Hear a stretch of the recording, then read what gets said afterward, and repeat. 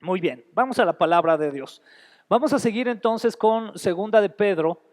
Estamos estudiando este libro tremendo con mucha doctrina bíblica. Ya estudiamos Primera de Pedro y ahora estamos en estos 3 capítulos de esta carta del apóstol Pedro a la iglesia dispersada, ¿verdad? Porque era una iglesia que se dispersó por diferentes lugares debido a la persecución que estaba recibiendo, y entonces están recibiendo una persecución tan fuerte que Pedro les escribe para animarles a seguir adelante, a no dejarse vencer, y les recuerda la recompensa que tienen en los cielos a través de esa gracia salvadora que tenemos en Cristo Jesús. Y estuvimos diciendo la semana pasada que Segunda de Pedro, más allá de exhortar acerca de lo exterior, exhorta acerca de lo interior en la iglesia, aquellas cosas que pueden hacer peligrar el llamado de la iglesia, aquellas cosas que pueden hacer que la iglesia empiece a tener problemas. Entonces es un llamado para ¿quiénes? Para nosotros. Dígale al que tiene allá al lado, es un llamado para ti. Es para ti y para mí. Es ese llamado que el Señor nos hace como iglesia por medio de esta carta de Segunda de Pedro. Entonces vamos leyendo, ¿qué le parece? Amén. Vamos a leer los primeros versículos, versículo 1 y 2. Dice así la palabra de Dios. En Israel también hubo falsos profetas, tal como habrá falsos profetas entre ustedes. Ellos les enseñarán con astucia herejías destructivas y hasta negarán al Señor quien los compró. Esto provocará su propia destrucción repentina. Habrá muchos que seguirán sus malas enseñanzas y su vergonzosa inmoralidad. Y por culpa de estos maestros se hablará mal del camino de la verdad. Este capítulo 2 habla con mucha severidad sobre los falsos maestros y alerta a la iglesia de la presencia de ellos, dejando muy en claro las características malvadas de ellos. Es decir, los compara con alguien de maldad, con alguien lleno de maldad. Y hay 3 aspectos seguros de los que advierte Pablo. ¿Cuáles son estos 3 aspectos? Vamos a verlos, se los voy a mencionar. Uno de ellos es que obviamente existirán estos falsos maestros. Otro aspecto interesante es que habrá muchos que los sigan. Y también otro aspecto importante es que por culpa de esto se hablará mal del evangelio. Entonces nos debe de quedar claro que existirán malos maestros, falsos maestros, que muchos los seguirán. Eso es muy interesante. Muchos seguirán a estos falsos maestros. Y por culpa de estos falsos maestros, muchos hablarán mal del evangelio, hablarán mal del Señor Jesucristo, hablarán mal del cuerpo de Cristo. Y aquí surgen unas preguntas. La primera es, ¿cómo detectaremos entonces a esos malos maestros o a esos falsos maestros o falsos profetas? ¿Qué es lo que podemos hacer? Surge otra pregunta. ¿Cómo evitar caer en esa sutileza? Porque aquí Pedro nos está explicando eso, que no solamente van a existir, sino que van a ser muy sutiles para poder engañar a la iglesia. Yo al inicio de la predicación, no se los comenté, se me pasó, pero le puse por ahí de título la palabra profética más segura versus el peligro de los falsos maestros.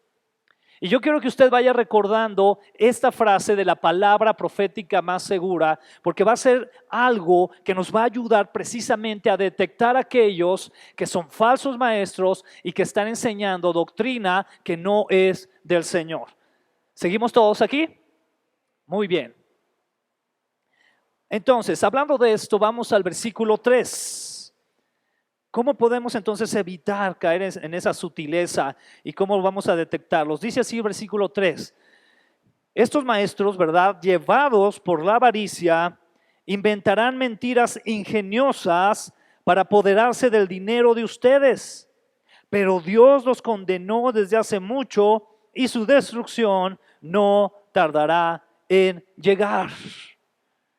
Qué interesante ver estos aspectos, en el sentido que Dios ya ha condenado de antemano a los falsos maestros. Es algo que el Señor ya ha detectado y que de antemano Él ya está condenando. Y es aquí donde usted y yo tenemos que reflexionar en que para el Señor es muy importante o es cosa muy seria el que alguien tome la palabra de Dios, la mal use para sus propósitos personales. Por eso aquí explica Pedro esto: Dios ya ha condenado de antemano a los falsos maestros. ¿Qué en este caso, qué es el falso maestro o qué es lo que lo identifica? Vimos aquí en este versículo 3 que hay falsedad y manipulación consciente y alevosa de la palabra de Dios. Hay una manipulación desde un inicio por tal persona hacia las personas de la iglesia para sacar un provecho. Y eso tiene que ver también mucho en ese sentido con la persona en específico que está realizando esta labor de ser un falso maestro. Vamos a irlo aclarando poco a poco. Han existido predicadores no tan fieles, por ejemplo, a la exposición, pero no necesariamente falsos maestros. ¿Qué quiere decir esto? Vamos aquí a dejarlo muy en claro. Hay a veces algunos maestros de la palabra, pastores, que por ejemplo han buscado servir al Señor y se han aventado y han dado el paso de fe, han tenido la disposición y han predicado la palabra, pero tal vez les ha faltado un poco de estudio de la palabra, les ha faltado indagar más profundamente, les ha faltado prepararse más. Y se presentan ante el púlpito y tal vez pueden llegar a decir algo que no es exactamente la interpretación más correcta de la palabra de Dios. Y le tengo una noticia: eso nos puede pasar a cualquier persona que estemos predicando aquí al frente. Equivocarnos, dar una interpretación que pensamos honestamente que es la correcta, pero no lo es.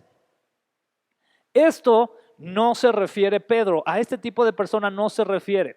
No se refiere a una persona que llega y que pues le falta esa preparación y que por lo tanto enseñó algo que tal vez no era lo que el versículo estaba queriendo decir. ¿A qué se refiere entonces? Bueno, se refiere más bien a la actitud consciente de tal persona. Cuando esa persona de antemano está utilizando el evangelio para sacar provecho personal y manipular a las personas y adquirir poder personal. A eso se refiere los falsos maestros o falsos profetas. Entonces aquí hay que aclararlo muy bien. Y se lo quiero aclarar de la siguiente manera, para que podamos ver cómo existe esta diferencia. Según Robert Plumer, que es un teólogo de nuestros tiempos muy fuerte, menciona que han existido diferentes maneras de interpretar la palabra a lo largo de la historia. Diferentes maneras de interpretar la palabra.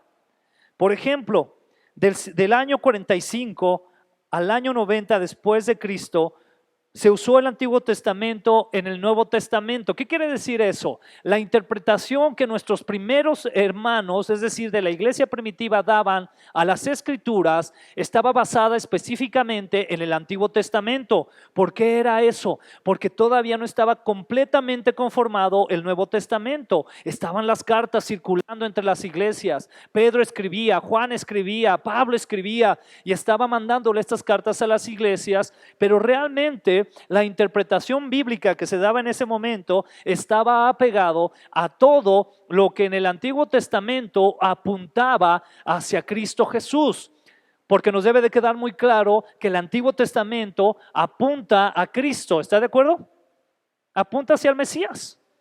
Muchas profecías que nos hablan del Señor desde el libro de Génesis. Entonces, en ese tiempo, la iglesia interpretaba de esa manera.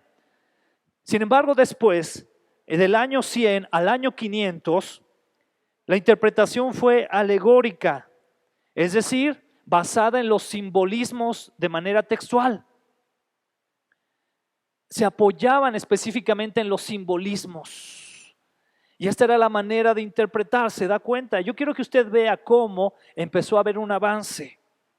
Después del año 500 al año 1500, surge algo que se le llama el cuádruple significado de las Escrituras. Imagínense eso, ¿verdad? O sea, ya no solamente fue el enfoque hacia el Antiguo Testamento, ya no solamente fue el simbolismo, la alegoría, sino que ahora también había un enfoque cuádruple basado en explicar las Escrituras de manera literal, explicarlas de manera moral, explicarlas de manera espiritual y de manera celestial. En este último caso, muy enfocado a todo lo escatológico o lo relacionado a los últimos tiempos. Entonces la iglesia ya no solamente comienza a predicar de manera hacia el Antiguo Testamento o de manera alegórica, sino que comienza ya a tomar en cuenta otros aspectos. El aspecto literal, el aspecto moral, el aspecto espiritual y el aspecto celestial. ¿Se da cuenta cómo se empieza a enriquecer? Ahora, con esto yo quiero decirle esto. Imagínese usted a un predicador de los años del 45 al 90. ¿Predicaría él de la misma manera que a alguien de los años 500 al 1500? ¿Qué opina usted? Probablemente no, porque la interpretación ya empezó a ser más profunda y no termina ahí, sino que, por ejemplo, del 1500 a la actualidad se trabaja un método más fiel, un examen más riguroso y crítico de las Escrituras. Y eso es algo que cada vez se da más. Cuando usted y yo estamos estudiando la palabra y tenemos la responsabilidad, el privilegio de poder compartirla, el poder ir a las Escrituras, poder conseguir los originales, qué dicen las palabras en griego, qué dicen tales comentaristas, qué dicen tales pastores, cuáles son las posturas doctrinales o teológicas, y todo eso es importante para poder dar interpretación a una escritura y poderla compartir a la iglesia. ¿Se da cuenta cómo se ha puesto tan complejo? Pero aquí surge también un peligro. ¿Quiere que se lo diga? A partir del año 1650 surge algo que se le llama el prejuicio antisobrenatural y el escepticismo de la erudición moderna. ¿Y eso qué es, verdad? O sea, ¿eso qué quiere decir? Que también hay un movimiento de interpretación bíblica que está mencionando o está sacando a un lado todo aquello que se ha espiritualizado, dándole más sentido a la razón que a la fe en ese caso. Y ahí debemos de nosotros tener cuidado. Claro que es lógico que Dios nos ha dado una inteligencia para razonar, para hacernos preguntas y todo, pero aquí, al llegar a este exceso, se llega a pensamientos como, por ejemplo, lo voy a mencionar de esta manera, por ejemplo, un cesacionismo extremo o un hipercesacionismo. ¿Qué es el cesacionismo? El creer completamente que los dones y el mover del Espíritu Santo ha cesado, que ya no es más, que ya no se mueve más. Y eso tiene mucho que ver con este tipo de interpretación. Y es donde nosotros debemos de tener cuidado. Pero entonces, lo que yo quiero comentar en este momento es que podemos decir, perdón, que la interpretación de la palabra ha sido variada conforme el tiempo. ¿Se da cuenta, hermano? ¿Cómo ha ido variando? El maestro puede ser maestro y puede cometer errores de interpretación, pero también otro maestro puede ser a su vez un falso profeta en el llamado y propósito que tiene. Entonces aquí quiero hacer esa diferenciación, que nosotros podamos comprender que puede haber alguien que está predicando la escritura y tal vez le falta más preparación, pero el falso profeta como tal o falso maestro va a ser aquel que conscientemente sabe lo que está haciendo y para qué, y en el sentido de que quiere manipular a la gente. Y de esto hay mucho. Vamos a ver algunos ejemplos más adelante. Vamos al versículo 4, vamos a leer del 4 al versículo 6. Dice así, muy interesante lo que encontramos enseguida. Pues Dios ni siquiera perdonó a los ángeles que pecaron, sino que los arrojó al infierno dentro de fosas tenebrosas, donde están encerrados hasta el día del juicio. Dios tampoco perdonó al mundo antiguo, aparte de Noé y a los otros 7 miembros de su familia. Noé advirtió al mundo del justo juicio de Dios y por eso Dios lo protegió cuando destruyó con un gran diluvio el mundo de los que vivían sin Dios. También después Dios condenó las ciudades de Sodoma y Gomorra y las redujo a montones de cenizas. Las puso como ejemplo de lo que le sucederá a la gente que vive sin Dios. Y aquí pasa algo muy interesante, porque el contexto que estamos manejando es acerca de ¿quién? De los falsos maestros. De hecho, todo este capítulo 2 habla de eso, habla de los falsos maestros, a diferencia de los otros capítulos. Y entonces aquí Pedro dice, date cuenta qué delicado es para Dios tener esa ideología de ser un falso maestro. ¿Por qué? Porque si tú tienes esa ideología, Dios eso no lo va a perdonar, no lo va a pasar por alto. Y es algo que nosotros debemos de cuidar mucho. Y entonces aquí vemos lo siguiente, queda muy claro que Dios no perdonó, por ejemplo, a los ángeles que pecaron. Este es un tema muy profundo. Hay diferentes explicaciones doctrinales acerca de esto. Hay quienes dicen, según la creencia teológica de los ángeles, que tuvieron que ver algo con las mujeres humanas. Esa es una teoría, es una de las doctrinas teológicas, ¿no? Y que estos ángeles, al haberse rebelado contra Dios en ese sentido, fueron entonces encarcelados. Dios no los perdonó, los encarceló. También está la otra postura doctrinal que dice que son los ángeles que se rebelaron junto con Satanás, algunos de ellos los que están ahora encarcelados. Pero aquí el punto es que Dios no perdonó ni a los ángeles. Aquí yo les dejo una pregunta para que ustedes la reflexionen y la analicen, ¿verdad? Y esto tiene que ver con el poder de decisión que Dios nos ha dado. Dios nos ha dado un poder para decidir lo que queremos y lo que no queremos, lo que debemos de hacer y lo que no debemos de hacer. Interesante ver que los mismos ángeles, por lo que pareciera aquí, tienen esa capacidad de decidir por lo bueno o por lo malo. ¿Se da cuenta?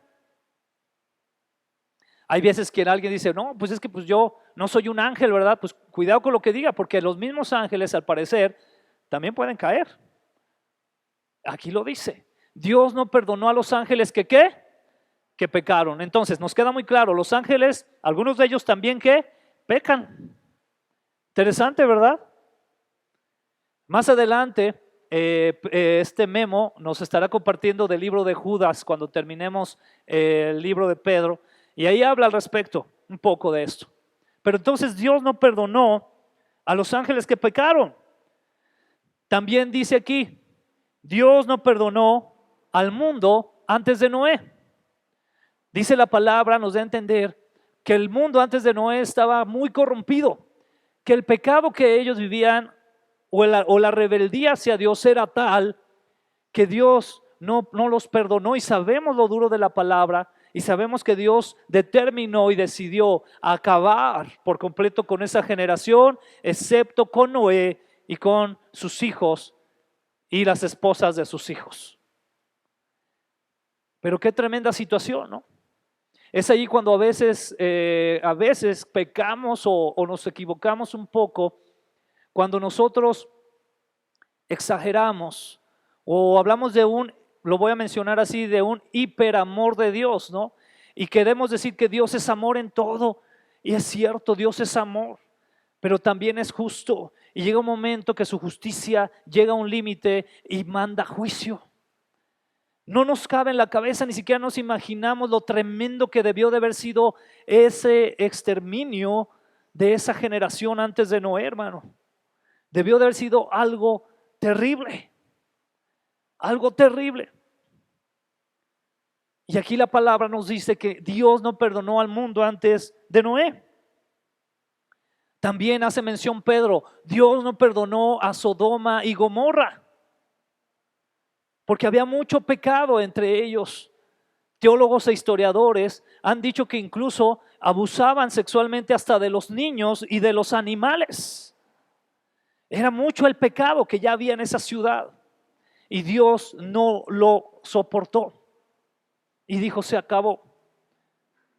Con esto yo le quiero decir con mucho cuidado, con mucho amor, ¿verdad? Que tenemos un Dios de amor, pero también tenemos un Dios que emite juicio a partir de su justicia. No es una justicia que nosotros creamos, porque a veces ese es el error, que nosotros queremos medir la justicia conforme a nuestros preceptos, hermano, pero nuestros preceptos se quedan muy cortos. No podemos comparar nuestra justicia nuestros pensamientos de justicia con la mente de justicia de Dios. No podemos. Y Dios actúa también entonces de esta manera. Y aquí vemos cómo Pedro entonces dice, si Dios no los perdonó a ellos, mucho menos va a perdonar a aquellos falsos profetas o falsos maestros. Es lo que está diciendo aquí el contexto. ¡Wow! Entonces, ¿cuánto cuidado hay que tener? No solamente, ponga mucha atención en esto, hermano, no solamente en caer, en ser un falso maestro o profeta, sino en seguirlos. Cuidado, cuidado. Dice enseguida la palabra, versículo 7. Sin embargo, Dios también rescató a Lot y lo sacó de Sodoma, porque Lot era un hombre recto que estaba harto de la vergonzosa inmoralidad de la gente perversa que lo rodeaba. Así es, Lot era un hombre recto, atormentado en su alma por la perversión que veía y oía a diario. Como ven, el Señor sabe rescatar de las pruebas a todos los que viven en obediencia a Dios, al mismo tiempo que mantiene castigados a los perversos hasta el día del juicio final. Él trata con particular severidad a los que se entregan a sus propios deseos sexuales pervertidos y desprecian la autoridad. Qué claro es aquí Pedro, ¿verdad? Y repito, qué dura es esta palabra. Yo quiero preguntarles algo, hermanos. En estos tiempos que vivimos, sobre todo en la cultura occidental del cristianismo que vivimos, esto es poco popular, ¿está de acuerdo, hermano? Es poco popular hablar algo que no tenga que ver con la gracia. Porque a veces todo está demasiado enfocado a tenemos la gracia del Señor, ya nos salvó, ya somos rescatados por Él, muy bien, ya. Yo aquí veo a Pedro y lo veo con un enfoque muy duro, un enfoque muy fuerte donde dice, pero tengan cuidado, cuídense de lo que están haciendo, cuídense de las decisiones que toman, cuídense de quién están siguiendo. Y repito, aquí específicamente Pedro dice, cuídense de quiénes, de los falsos profetas, de los falsos maestros. Pero pasa algo muy interesante aquí. Y Dios a través de Pedro pone a Lot como el ejemplo de esa generación que puede estar viviendo en medio de una ideología perversa que incluso puede usar el nombre de Dios para decir que eso está correcto, que tal o cual actitud o tradición es correcta, pero al final de cuentas no lo es. Y entonces usa Pedro la figura de Lot para decir, pero si tú estás en una generación como esa, donde abundan los falsos maestros, donde abunda una doctrina que no es de Dios, confía en el Señor porque Él te puede rescatar. Eso fue lo que pasó con Lot. ¿Nos damos cuenta? Lo rescata de en medio y viene en ese contexto de los falsos maestros. Dios te puede rescatar. Vemos aquí, por ejemplo, cómo Lot era un hombre recto. Decidió él, fíjese qué interesante, decidió él vivir en una ciudad perversa, porque eso era esta ciudad, una ciudad perversa. Pero él decidió vivir ahí. Sin embargo, llegó el momento en que Dios decide acabar con eso, pero antes de acabar con eso, manda a sus ángeles para sacar a Lot y a su familia. Pero aquí podemos aprender muchas cosas. Una de ellas es evitar vivir en un ambiente así, y la otra, pues ser sacados de ahí también. Eso es algo interesante. Lot entonces era un hombre recto, harto de la inmoralidad, de lo perverso que veía y escuchaba a diario. Imagínense todo lo que veía él a diario. Nos narra la palabra de Dios ahí en el libro de Génesis, que cuando llegaron los ángeles a sacar a Lot y a su familia, las personas de la ciudad, los hombres de la ciudad querían tener relaciones sexuales con los ángeles. Eso nos dice la palabra de Dios. Al grado que Lot, también lo que hacía Lot, ¿verdad?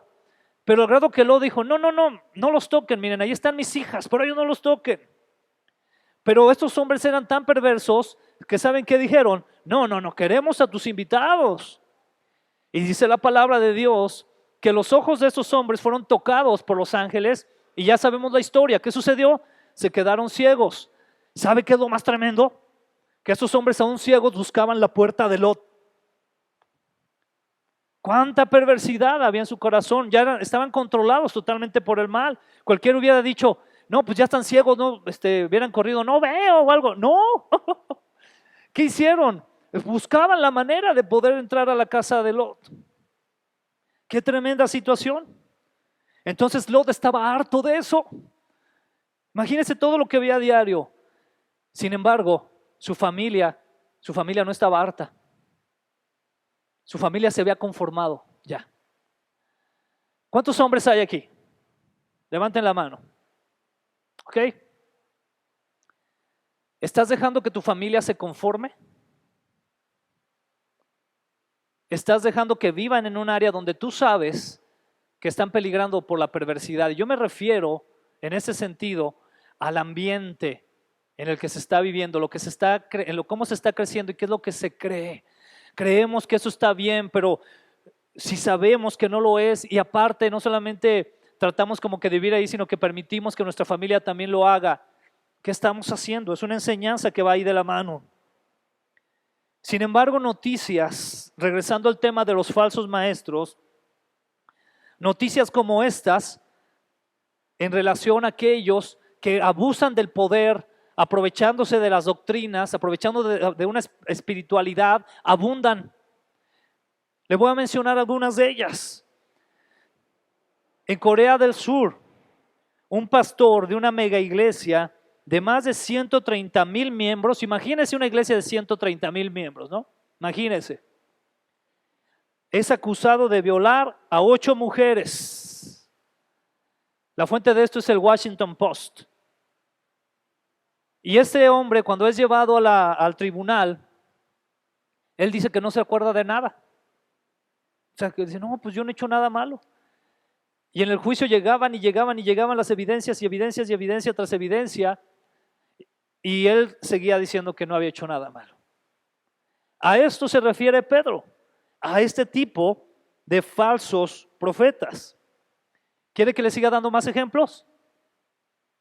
Hay un documento de más de 1,300 páginas de evidencia relacionadas a una situación en el estado de Pensilvania que tiene que ver con 6 diócesis involucradas y con 300 sacerdotes que habían abusado sexualmente de miles de niños. Y esto es una noticia, una fuente que viene del Boston Globe. Hay incluso una película de esto, donde se menciona que empezaron a investigar a uno a quien se acusaba de violación o de abuso a infantes. Pero cuando lo empiezan a investigar, el reportero se da cuenta que no solamente era él, sino que eran otros más. Y entonces no se detuvo y siguió investigando hasta llegar al número de 300 sacerdotes que estaban haciendo esto. Aprovechándose estos hombres de una doctrina, de una enseñanza para sacar provecho personal, abusando sexualmente de los pequeños. Incluso uno de los más mencionados aquí, al final, cuando ya, porque esta persona la protegieron, incluso creo que lo tengo aquí si no me equivoco, sí, uno de ellos fue acusado de violar a más de 130 niños y fue encubierto por su diócesis por más de 70 veces. ¿Sabe cuál fue el final de esta persona? Uno de estos muchachos lo mató. Un muchacho que seguramente traía mucho amargura y rencor en su corazón. No lo estoy justificando nunca. Pero este hombre que fue tan protegido por la ley, al final de cuentas es asesinado por uno de estos muchachos. Qué terrible situación. Otros ejemplos, uno muy famoso que varios de aquí lo vamos a recordar. ¿Recuerdan a David Koresh? Este líder en el estado de Texas, en la ciudad de Waco, que se llevó a la muerte a 76 personas junto con él. Estaban en un rancho y ellos creían, o él los manejaba de una manera en que él también abusaba de las mujeres ahí y sacaba provechos personales. Y al final, en una redada de la policía, él mismo manda que incendien la propiedad y ahí mueren todos, ahogados e incendiados. Hay otro por ahí muy famoso que se llama Shoko Asahara. líder del movimiento espiritual de la verdad suprema. Este personaje llevó a asesinar a 5 personas y dejar 5,000 heridos en el metro de Japón, cuando les ordena que liberen un gas tóxico. Qué tremendo, ¿no? A 5 de sus líderes más fuertes les dice: lleven este gas al metro, e hizo un desastre tremendo. Eso es lo que podemos ver que sucede con los falsos maestros. Pedro hace una descripción todavía más clara al respecto. Vamos a verla.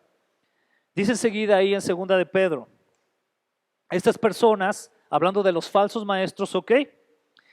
Estas personas son orgullosas y arrogantes, y hasta se atreven a insultar a los seres sobrenaturales sin ni siquiera temblar.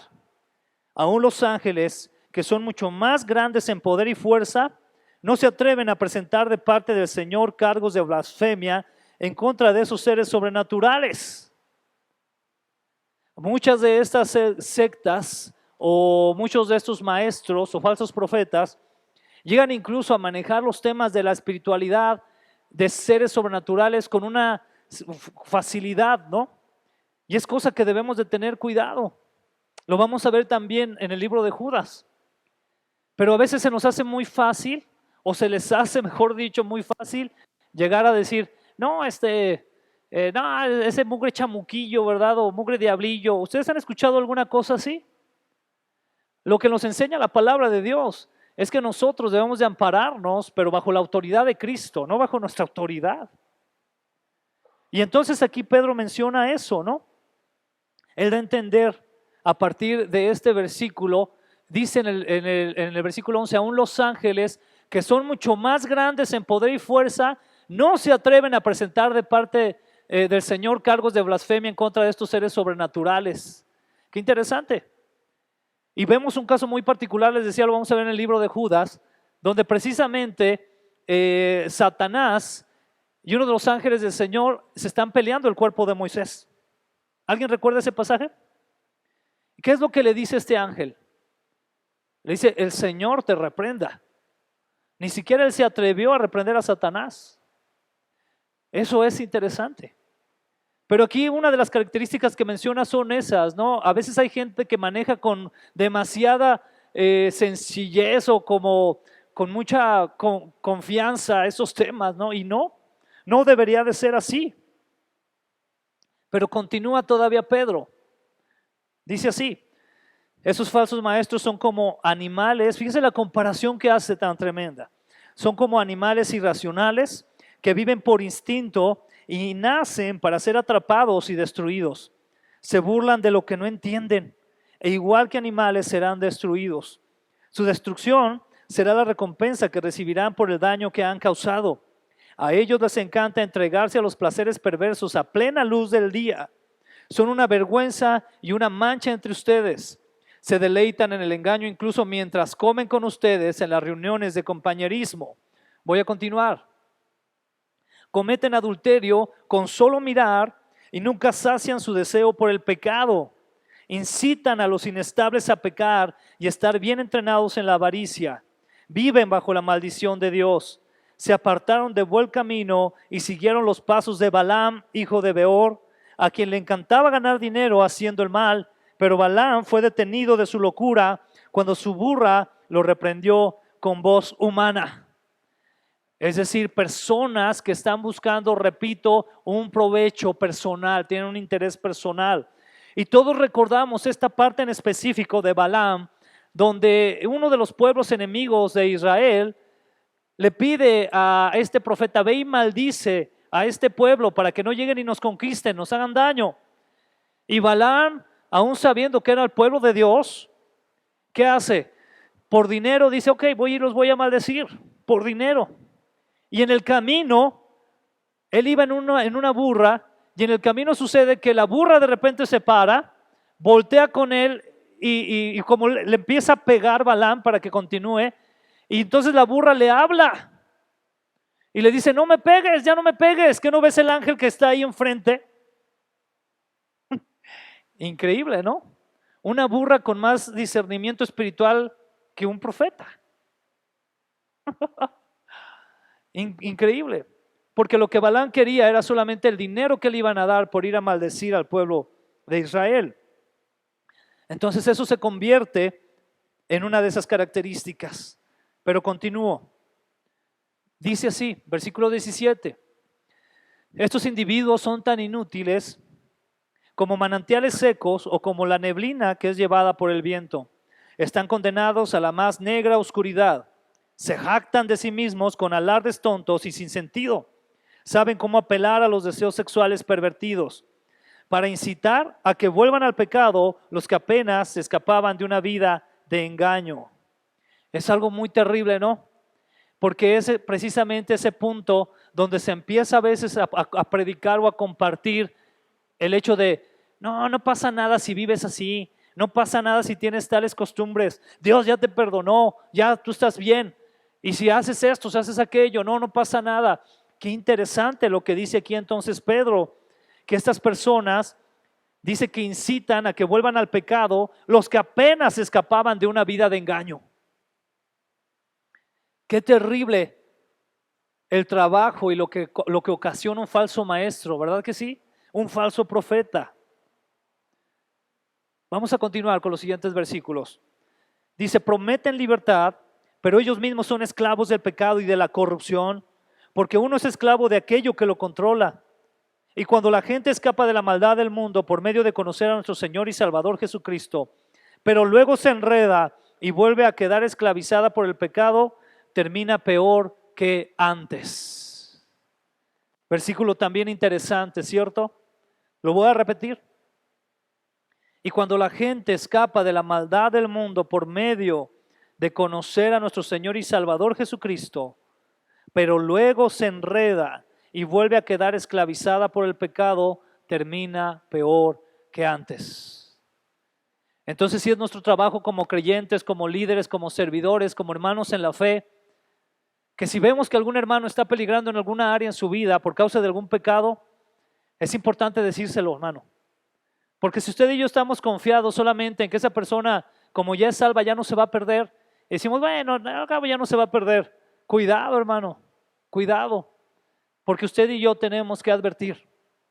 Tenemos que decir, cuídate porque puedes terminar peor que antes. A mí me impacta esto. Porque Pedro lo dice muy claramente. Dice, gente que llegó a conocer a nuestro Señor y Salvador Jesucristo, pero luego se enredó.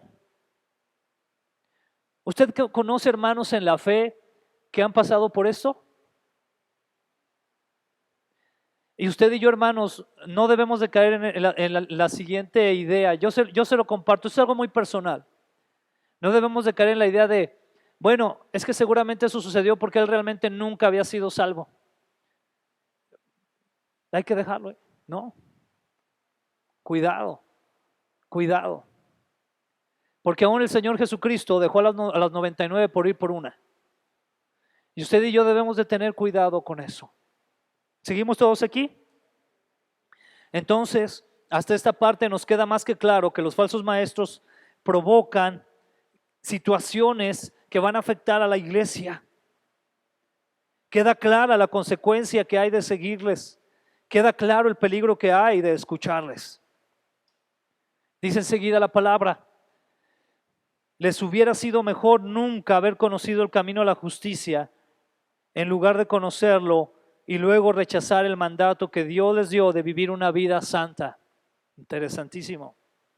Demuestran que tan cierto es el proverbio que dice, un perro vuelve a su vómito, y otro que dice, un cerdo recién lavado vuelve a revolcarse en el lodo. Entrando a la parte final de esta plática, esta predicación, ¿cómo podemos tener cuidado de esto? Bueno, una de las maneras es teniendo realmente una vida de oración y ayuno, es decir, orando y ayunando, creciendo en el estudio de la palabra. Eso es muy importante. De hecho, es muy probable que el mes que entra compartamos acerca de la importancia de la oración y del ayuno. ¿Qué tanto ayunamos? ¿Qué tanto oramos? Porque si usted y yo somos personas que ayunamos y oramos, entonces al abrir la escritura, créame que algo poderoso va a pasar. Algo Dios nos va a hablar, nos va a decir. Y eso es muy importante tenerlo en cuenta. Para evitar caer entonces en estos falsos profetas, debemos orar, debemos ayunar, debemos crecer en el estudio de la palabra. Y esto nos lleva a lo siguiente. El ministerio de conocer la palabra no es solo para los pastores o líderes. ¿Está aquí, hermano? No es solo para los pastores o líderes espirituales. Es de todo aquel que ha decidido seguir a Cristo. ¿Qué error tan grande cometemos cuando solamente nos basta con escuchar una predicación el domingo? Qué tremendo error. Cada uno de nosotros, si yo ahorita aquí preguntar, hermano, y esto lo digo porque yo quiero animarlo y exhortarlo a que crezca en el Señor. Si yo preguntar ahorita, ¿quiénes de aquí tienen más de 10 años? Voy a hacerlo. ¿Quiénes de aquí tienen más de 10 años en el Evangelio? Levante la mano. Ok. ¿Quiénes de aquí tienen 5 años en el Evangelio por lo menos? Ok. ¿Más de 15 años en el Evangelio? ¿Más de 20? Ok. A todos aquellos que tenemos esa cantidad de años, yo les tengo una noticia. Deberíamos de ser maestrazos de la palabra. Se lo voy a repetir. Todos aquellos que tenemos un andar tan largo en Cristo, debemos de ser unos grandes maestros de la palabra, y no con el fin de jactarnos y presumirlo, sino con el fin de entonces ya vivir en una madurez en Cristo grande, fuerte, estar sirviendo al Señor muy fuertemente. ¿Quiere que se lo diga de otra manera, hermano? Muchos de aquellos de los que tenemos más de 15 o 20 años deberíamos ya de estar sirviendo de una manera muy fuerte al Señor.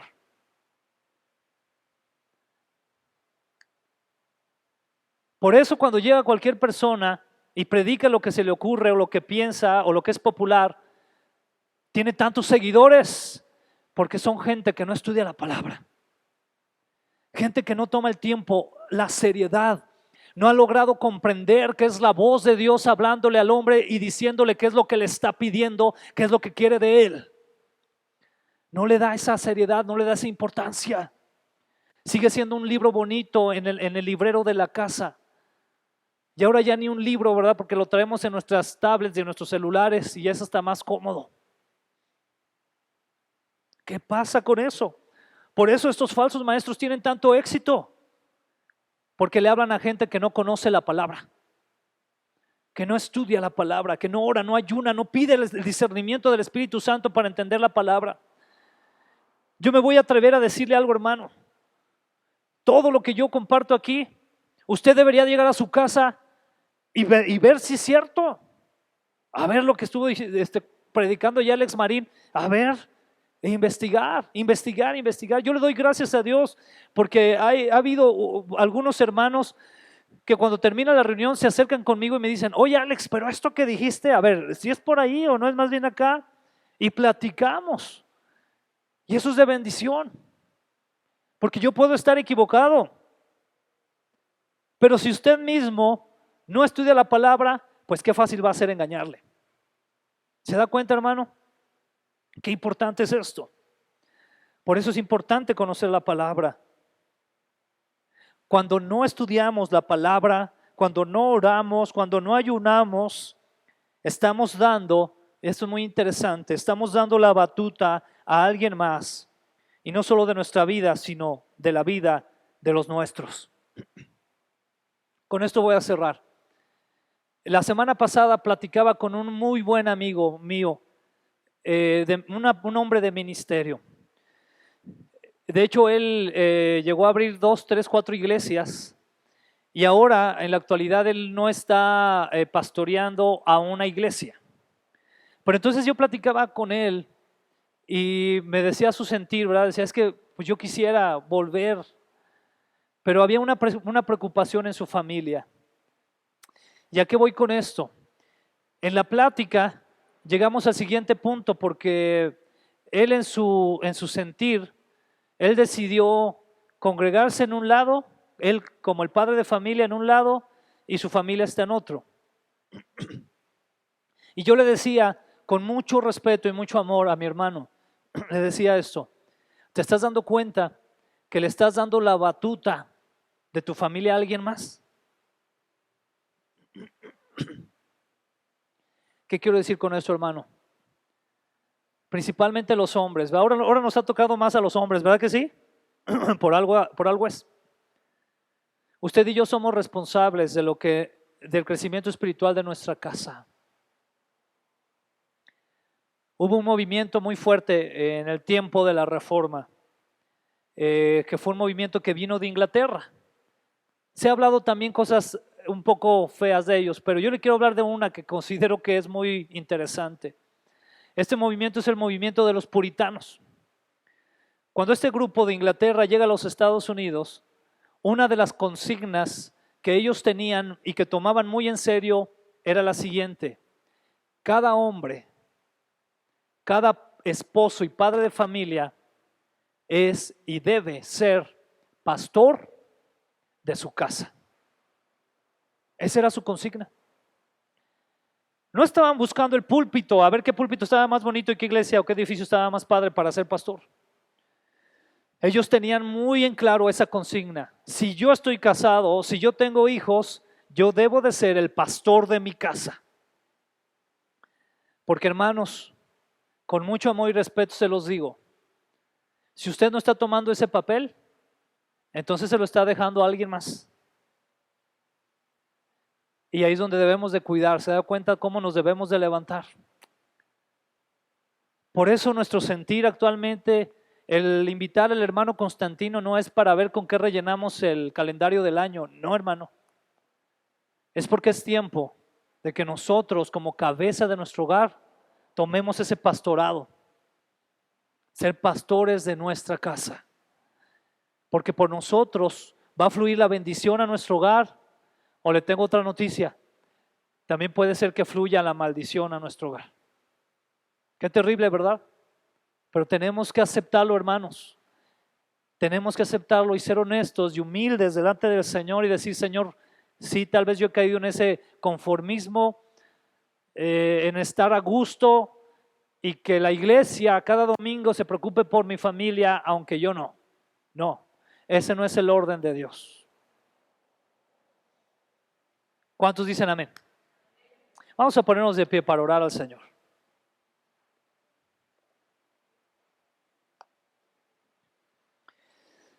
Ay, Señor, gracias, gracias, Padre. Gracias te damos por tu palabra. Gracias te damos, Señor, porque tú anhelas, Señor, que te conozcamos. Tu palabra lo dice muy claramente, que más que nuestros sacrificios, tú quieres que te conozcamos a ti. Y nos has dejado tu palabra, que es tan clara, que es tan preciosa, que es viva, que es eficaz.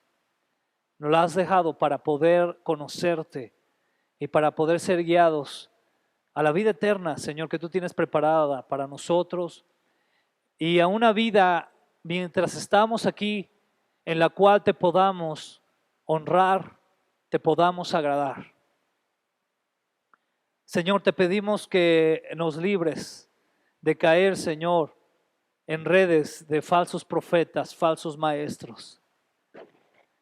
Y también te pedimos que para eso nos des la sed, el hambre de escudriñar tus escrituras, de estudiar tu palabra, de amarla, de defenderla, Señor, de valorarla, de cuidarla,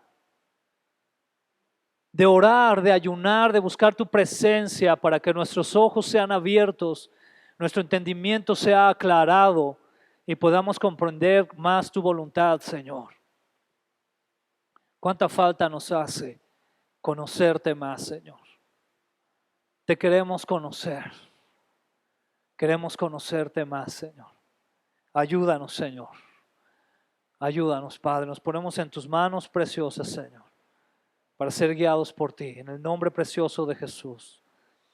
Todos decimos amén, gloria a Dios. Den un aplauso al Señor Jesucristo, al Rey de Reyes y al Señor de Señores. Amén. Gloria a Dios, amén.